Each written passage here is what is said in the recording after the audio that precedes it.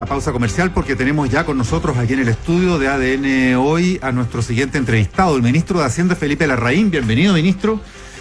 Hola, Mauricio. ¿Qué tal? Hola, ¿Cómo están? Ministro, ¿me permite, Mauricio? Hay mucho que conversar. Vamos a hablar de reforma tributaria, en fin, pero yo le quiero preguntar lo primero. ¿Usted fue a ver a Paul McCartney anoche, claro, no? Que estuve ahí. ¿Qué tal? ¿Qué le pareció? Invitado, ¿no? Sí, invitado por el presidente, que le agradezco mucho, se lo agradecí en privado, se lo agradezco en público. O sea, es casi que ganas de ser del gabinete, diría uno, ¿no? Mire, sí, ahí estábamos en Pacífico, algunos ministros no estábamos todos juntos, ahí me tocó con la ministra Hut, bueno, estábamos ella con su marido, yo con mi mujer, lo pasamos estupendo, viendo a un genio de la música. Imagino, yo creo que ¿no? es de los grandes genios vivos que tiene la música. Creo que es un tipo, bueno, imagínense, tiene más de 50 años arriba del escenario.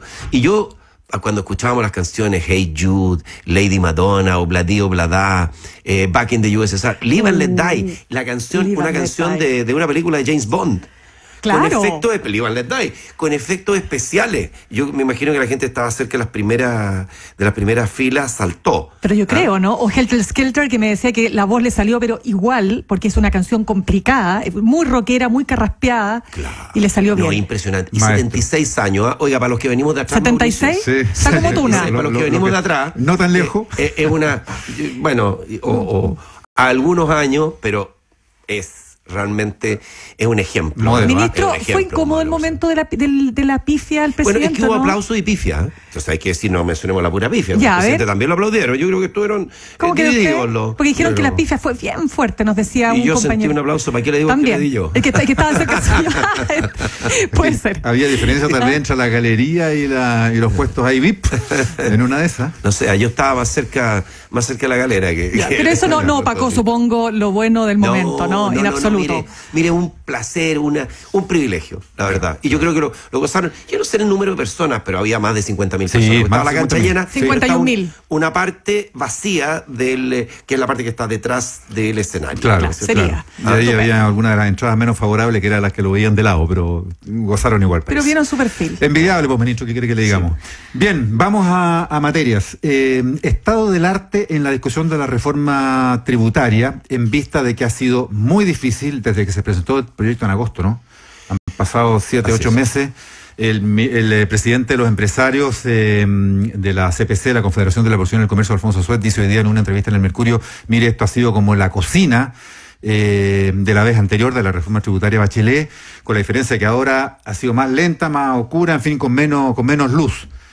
Mire, ¿sabe lo que pasa? Que yo creo que hay que entender aquí, llevamos 8 meses, vamos a cumplir discutiendo este proyecto en la Comisión de Hacienda, todavía no se vota la idea de legislar. ¿Y por qué cree usted que El pasa gobierno- eso? Por razones políticas. ¿Quieren Razones políticas. dilatarlo? ¿Cuál es el punto? Yo creo que ha habido una intención de dilatar un proyecto. Ahora, si alguien me quiere explicar por qué este proyecto demora 8 meses en votarse la idea de legislar, y el proyecto anterior, que se presentó el año 2014, demoró en 3 semanas, fue despachado, en 3 semanas, y hubo que corregirlo antes del año, pues hay que recordar que el proyecto salió y hubo que mandar un nuevo proyecto que lo mandó el gobierno anterior para corregir esa reforma. Pues yo creo que hay una disparidad enorme, pero que con no se eso- explica sino por razones políticas. ¿Con eso usted justifica, ministro, el que también el gobierno se demorara como 5 meses en presentar el proyecto? Porque Pero es desde un- que asumió en pero- marzo pero Mauricio, se es tomó un hasta proyecto- agosto para Pero presentarlo. por supuesto, si este es un proyecto complejo, no es un proyecto simple, estamos modernizando en la totalidad del sistema tributario. Lo curioso hubiera sido que lo presentáramos antes del mes. Mire,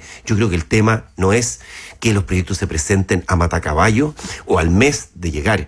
Nosotros tenemos que tomarnos nuestro tiempo, llegando. Claro, que se suponía que mirando estaba las más cifras. preparado, eso, más listo al llegar al gobierno. Teníamos un camino avanzado, pero 5 meses de demora para presentar un proyecto de esta envergadura, por favor. Ya, Yo creo no que- lloremos yo sobre creo la que el leche tema- derramada, vamos a lo de ahora. No, el ustedes tema es- presentaron una propuesta que Así busca es. acercar posiciones, Así es. atender algunas demandas de la oposición en cuanto a que la recaudación no baje, que ojalá suba, dice la oposición, y con algunos guiños ahí que se están leyendo al menos así, como por ejemplo el impuesto a, digamos, el beneficio a las regiones que darían las inversiones, por ejemplo, Sí. y otras cosas. Mire, yo creo que aquí es lo siguiente. El gobierno durante todo este periodo ha tenido una plena disposición al diálogo. Hemos recibido una cantidad enorme de preguntas. Yo creo que esto es uno de los proyectos más escudriñados en la historia del país. Se hacen preguntas, contestamos una pregunta y nos hacen otra. Entonces, y nosotros vamos contestándola. Hemos tenido toda la flexibilidad para seguir y para avanzar en temas que le interesa al gobierno, que en algunos casos estaban en otros proyectos, que estamos dispuestos a poner algunos elementos acá. Voy a conversar el tema de regiones, por ejemplo. También temas que ha puesto parlamentarios de Chile Vamos. Hay un tema, por ejemplo, que no estaba en la propuesta original de la oposición, que lo presentaron los parlamentarios de Chile Vamos y que el gobierno había tomado también la decisión de avanzar, que es adultos mayores, contribuciones de adultos mayores.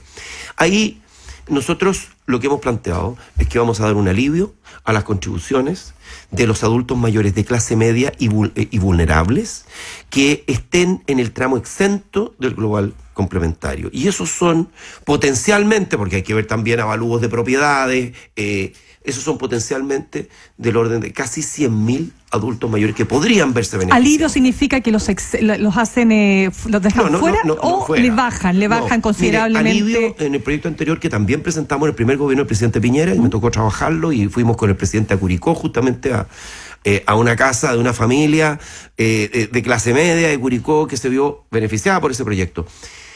Nosotros aspiramos a que la contribución no represente más del 5% del ingreso de la familia. Eso mandaría. Porque eso es algo que está en el proyecto anterior y nosotros es parte de Ya, pero eso concita consenso, don ministro. Eso me imagino que concita consenso. Sí, pero lo que pasa es que le quiero decir una cosa. Si se rechaza la idea de legislar, claro, no se puede hablar de nada. No hay nada. Bueno, es que esto se lee como dulcecitos que se tiran para que se apruebe también el proyecto. O sea, ¿quién va a negarse a una cosa como esa? Mire, nosotros habíamos pensado en este proyecto presentarlo en un proyecto aparte, pero estamos dispuestos a ponerlo en este proyecto. Estamos dispuestos a avanzar ahora en regiones. Nosotros tenemos un proyecto que estábamos elaborando de ingresos regionales, renta regional, no impuestos regionales, rentas regionales y responsabilidad fiscal regional, porque esto tiene que ver con la transferencia de competencias a las regiones. Sí, con la elección de los gobernadores regionales. Elección de gobernadores y transferencia de competencias. Y si se transfieren competencias, hay que ver de dónde van a sacar sus ingresos. Hemos planteado algo muy potente y que es un gana para todos, lo que se dice un win-win, ¿no es cierto? Todos ganan, que es que para los proyectos grandes, todavía tenemos que definir detalles, pero hemos planteado la idea, que el 1% de la inversión... Del monto de la inversión, aquí no es de ganadas, sino de lo invertido desde el primer minuto. 1% del monto de la inversión quede en regiones, y esto tiene que ver con proyectos que tienen una cierta externalidad. ¿Un proyecto energético, por ejemplo? Por ejemplo, un gran proyecto... Una minera en el norte. Una minera en el norte, proyectos que tienen efectos en las comunidades, de tal manera de alinear los intereses de las comunidades con los intereses de la empresa. Eso genera consenso, ministro. Es que eso... Bueno, está muy bien, pero para eso tenemos que avanzar pero vamos y no seguir discutiendo. Ministro, lo que pasa es que pareciera ser, exacto, que usted dice las preguntas y dónde estaría entrampado. Yo tengo entendido que lo que está entrampado es de dónde se van a lograr recuperar los 833 millones de dólares que se calcula se van a dejar de percibir cuando, digamos, bajo la propuesta de reintegrar el sistema, que hoy día es semi-integrado. Así es. Ese es el punto, ¿verdad? O sea, efectivamente pero es que estamos hablando... Lo que le hemos planteado, en primer lugar, que no son 833 completos, porque lo que se ha planteado siempre es compensar aquella parte del costo de la reintegración que va a las personas de mayores ingresos. Y eso es lo que estamos hablando. Esa cifra es en torno a los 275 millones de dólares, pero los dos tramos superiores del ingreso. Porque hay una parte que tiene que ver con, que no tiene nada que ver con pues dice, va el 1% más rico los chilenos. Eso es falso. Eso es parte de la posverdad. Cuando la gente repite el 1% más rico que le estamos entregando. No, porque ¿sabe lo que pasa? Que al reintegrar hay más de 500.000 personas, del orden de 580.000 personas, que antes no pagaban impuestos y hoy día están pagando impuestos por la semi-integración. Eso no lo dicen. Pues. Esos son pyme o profesionales que tienen sociedades. Pequeñas, socios de pequeñas personas, profesionales, pequeños empresarios. ¿No es cierto? De acuerdo, en eso no hay mayor discusión. Lo que se cuestiona es que justamente los tramos de mayores ingresos puedan descontar de los impuestos que pagaron sus empresas todo, ¿no es cierto?, el 100% en sus rentas personales. Claro, y esos son del orden de 275 millones de dólares. Ya, y esos tramos, entonces, ustedes se están abriendo a que pudiera subirse la tasa de impuesto a las personas en sus tramos mayores. Nosotros no estamos diciendo eso. No ¿Qué es lo que están diciendo? Lo que estamos diciendo es que hay una serie de medidas que podemos compensar. Pues esto no solamente de... por ejemplo, la compensación no pasa por subir la tasa a los mayores tramos. No hemos planteado eso. Lo que hemos planteado... ¿Pero se abrirían a eso? No hemos planteado eso ni ha estado entre las propuestas que nos han pedido. No, que yo sé que no es planteamiento del gobierno. Pero tampoco de la oposición. Ya. Entonces, ¿para qué nos vamos a poner en caso hipotético que no ha sido ni siquiera pedido? ¿Pero cómo se compensa? Boleta electrónica, por ejemplo. No, eso ¿Y es por qué parte anterior. Ministro, porque vamos a algo de fondo. ¿Por qué no proponen eso? ¿Por qué no grabar a los que ganan más y que se ven beneficiados con descontar de sus impuestos personales? Porque tenemos mejores medidas que hacer, pues, Mauricio, por esa razón. Porque hemos analizado y tenemos muchas opciones. Por ejemplo, ¿qué es una medida de compensación? Que las grandes empresas que hacen grandes proyectos dejen parte de sus recursos en regiones. Es una medida compensatoria. Y nadie me dirá que las grandes empresas... Claro, pero que eso es un gravamen para la empresa. El mismo presidente del empresario dice, bueno, eso puede ser como un impuesto a la empresa. Bueno, pero ¿Por qué no bajarle el impuesto a la empresa a cambio de subirle el impuesto a los más ricos? Oiga, ¿por qué? Porque al final lo que están pagando, si aquí están pagando las grandes empresas, si esto no se trata, mire, es imposible hacer una ingeniería, Mauricio, como la que me está proponiendo usted, que es cobrarle a cada uno lo que... Además, nosotros tenemos una serie de otras medidas. Por ejemplo, una medida que tiene que ver con el impuesto a la ganancia de capital, que es perfeccionar una figura que es el market maker, ¿no es cierto? Que es una figura que puede ser usada en forma más abusiva. Eso es otra medida de compensación. Estamos planteando también, ¿no es cierto? Hay distintas medidas. Estas son algunas de las medidas. Rebajar. Nosotros habíamos planteado aumentar el crédito que hoy día quedó en 2.000 UF. Hay que recordar este crédito de IVA a la vivienda. Exacto. ¿Ya? El IVA a la vivienda tenía un crédito hasta 4.500 UF. El gobierno anterior lo redujo de 4.500 a 2.000. Dejó sin crédito las viviendas de 2.000 a 4.500 UF. Nosotros planteamos, porque aquí hay amplios sectores de clase media emergente que están en y de clase media, digamos, general, que están en el tramo de 2.000 a 4.000 UF. Pero hay con los cuales no se compra en un departamento de 50 metros en algún sector de medio para arriba. Pero es realmente por eso, entonces social, nosotros planteamos disminuir, o sea, aumentar el crédito, en el fondo darle un alivio a estos sectores de clase media, sectores que deben hacer un esfuerzo para comprar su vivienda, y la oposición ha planteado una crítica y una no disposición a eso. Entonces nos dicen, mire, elimínelo. Nosotros planteamos una alternativa intermedia. Ok, dejémoslos en 3.000 UF. En vez de ir a 4.000, vamos a 3.000. O sea, aumentemos en un 50% el crédito, ¿no es cierto? El monto que accede a crédito. Y eso contempla un ahorro respecto del proyecto original, del orden de $100 millones, poco más de 100 millones de dólares. Ahora, con todas estas complejos, uno podría detenerse, Mauricio, en cada una de estas propuestas, pero... Si nosotros planteamos los números, sí. Los números totales es que esto más que compensa lo que va a los dos sectores de mayores ingresos, más que compensan. ¿Usted sigue negando entonces absolutamente la posibilidad de rebajar el impuesto corporativo como siguen pidiendo los empresarios? A ver, mire, no está dentro del proyecto, es una medida cara, ¿no es cierto? Así como usted me plantea aumentar el impuesto a los profesionales como opción, porque la verdad es que los más ricos, Mauricio, los más ricos de Chile no son ellos los que están pagando la tasa del 35, son profesionales que acceden a esa tasa. Bueno, es que ahí está tal vez la falla del sistema, que no son los más ricos los que más pagan impuestos proporcionalmente a sus ingresos. Entonces, los verdaderamente más ricos. Por eso mismo es que nosotros estamos disponibles para hacer algunas medidas que van a sectores de altos ingresos. Porque ahí está como contraste con eso, ministro, el tema de los impuestos digitales. Eso es IVA a los bienes y servicios digitales de las nuevas plataformas de la llamada nueva economía. Pero eso lo paga la gente que gana, o sea, los que nunca podían viajar en taxi, ahora pueden viajar en Uber y le van a subir el No, ahí te he equivocado, Mauricio. El Uber no paga IVA. Por eso está dispuesto y no va a pagar IVA. ¿No va a pagar? ¿No? Porque, ¿no sabe por qué? Porque en Chile el IVA está exento de... tiene razón. Transporte pasajero. Pero para eso tiene que ser un transporte formalizado, ¿no? No, ninguno paga IVA. Ninguno paga IVA. O sea, en el momento... Y además... En ellos no va a correr. Pero tenemos otro proyecto... Los que no tienen acceso a la televisión por cable y sí podían tener Netflix, le van a poner IVA. Escuche un minutito. Nosotros tenemos otro proyecto que es un proyecto que está regulando estos servicios de transporte de pasajeros que ocurren a través de, ¿no es cierto?, de las redes. Sí. Entonces, este proyecto lo que hace es pedir que las empresas se establezcan en Chile. Y paguen impuesto a la renta. Y paguen impuesto a la renta y no tienen que pagar IVA porque no hay. Entonces, esta idea que algunos dicen, oye, vos tenés que pagar. No, en ese rubro no, pero corre para todas las demás plataformas. Las plataformas musicales, de televisión. Sí, lo que pasa es que, mire, Mauricio, en este tema, claro, Airbnb, ahí tenemos un caso interesante. Airbnb, usted va a un hotel claro, un hotel o un motel, de una pyme forzada que tiene, oye, incluso una residencia, debe pagar IVA. Y paga IVA. Entonces fíjese que Airbnb no paga. Y los hoteles, moteles, 1 estrella, 2 estrellas, 3, todo, tienen que pagar. Entonces, yo lo que le quiero decir es una cosa. Esto no es algo en contra de las plataformas digitales, es simplemente ponerlas... Emparejar la cancha. Se entiende, pero lo que yo voy es que siguen siendo los grupos medios los que pagan ese impuesto. Mauricio, ¿usted encuentra lógico que Airbnb no pague la aplicación de Airbnb y que un hotel de una familia forzada que tiene una residencia o un motel o un hotel pequeño, si lo pague? ¿Usted encuentra que es lógico eso? Yo no encuentro lógico eso. Entonces, si no es lógico, lo que tenemos que hacer es emparejar la cancha. A lo que voy es que siempre se empareja por el lado de que los consumidores común y corriente y muchos grupos medios que por primera vez podían viajar porque podían pagar un Airbnb para toda la familia en vez de 3 habitaciones dobles en un hotel, ahora van a haber encarecido ese costo, mientras los más ricos siguen estando llenos de exenciones y de beneficios. Tienen que pagar impuestos. Nosotros tenemos un sistema en que hay un impuesto indirecto y hay un impuesto directo.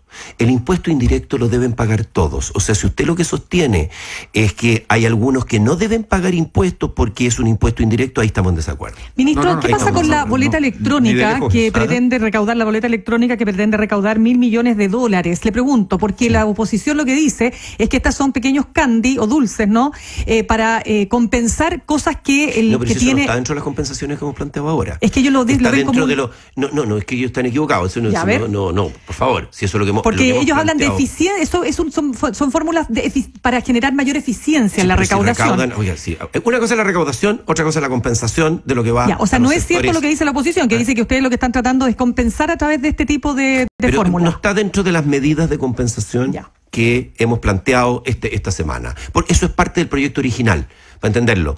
Ahora, de nuevo, en este tema de lo que importa, si estamos viendo, es recaudar. Y yo le quiero decir una cosa, si no tapemos el sol con un dedo. Cuando aquí, en el primer gobierno del presidente Piñera, se presentó un proyecto de ley que fue aprobado a fines del gobierno, a comienzos de 2014, de factura electrónica, ¿sabe cuánto se recaudó el año pasado por reducción de evasión, fundamentalmente por el proyecto de factura electrónica? $1.700 millones en un año.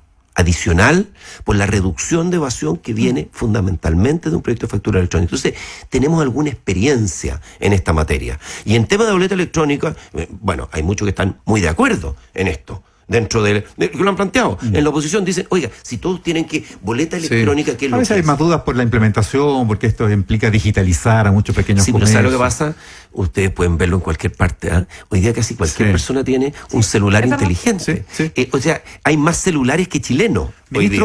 Entonces, a través de eso se puede poner una aplicación gratuita a la pyme que va a tener que emitir la boleta electrónica. Además que hay que recordar una cosa, si esa pyme hoy día tiene que emitir una boleta. Lo que pasa es que muchas veces la boleta no se emite, no se entrega. Ministro, las propuestas dan para una tremenda discusión que además es súper interesante. Ahora, en el terreno concreto, esto se tiene que buscar legislar, hay que partir por aprobarlo en general.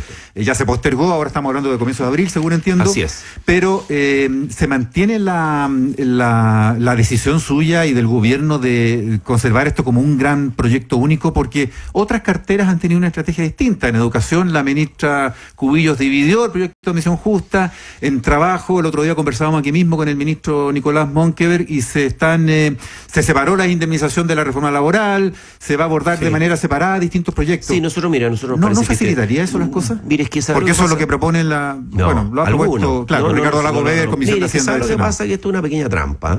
¿Sabe por qué? Pues como decirle, mire, nosotros queremos aprobar aquellas partes que estudian. Mire qué bonito esto.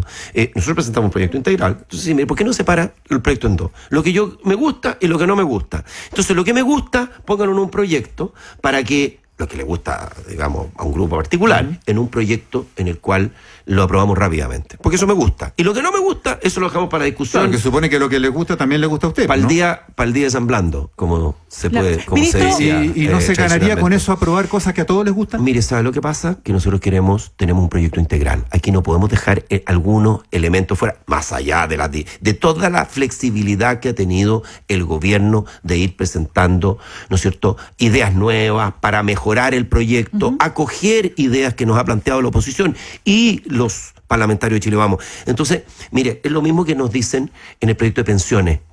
¿Por qué no separan el proyecto? Si Esto no es nuevo. Separen el proyecto, presenten un proyecto con el aumento de la pensión solidaria, que eso estamos de acuerdo, ¿no es cierto? Y en el otro proyecto, ¿y por qué no va a mobiliar de la clase media, de mejorarle las pensiones a la clase media? Vamos con la clase media. De separar el proyecto en dos. Sí. Ministro, ¿qué le pareció este estudio del The Economist? Que bueno, desde lo que analiza con un listado de varias ciudades en el mundo, Santiago ocupa el cuarto lugar como la ciudad más cara de América Latina para vivir.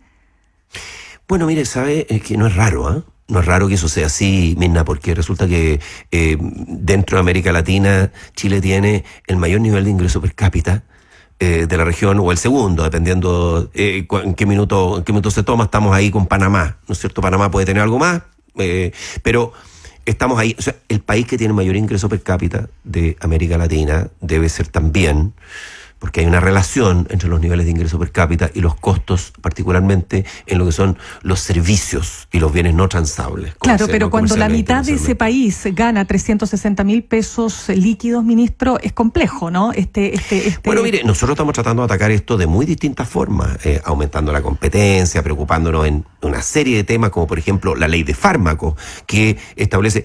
O sea, queremos reducir el costo de los medicamentos. Hay una seria manera, cuando usted me dice esto, ¿usted cree que es fácil llegar y decir vamos a reducir el costo de vida en Chile para que sea ojalá el más barato de América Latina? Eso es súper difícil. Tenemos que avanzar en distintos temas, ir avanzando de a poco. Le menciono un ejemplo, que es el caso de la ley de fármaco. Estimular la competencia en sectores que han estado tradicionalmente más cerrados a la competencia y que hoy día tienen que abrirse. Ministro, ¿y usted que maneja las arcas fiscales cuando se dice que solo calculando más o menos con cuánto puede vivir dignamente, en la dignidad pero más básica una familia, son alrededor de 430.000 y nuestro sueldo líquido acá nuestro sueldo mínimo es de 301.000?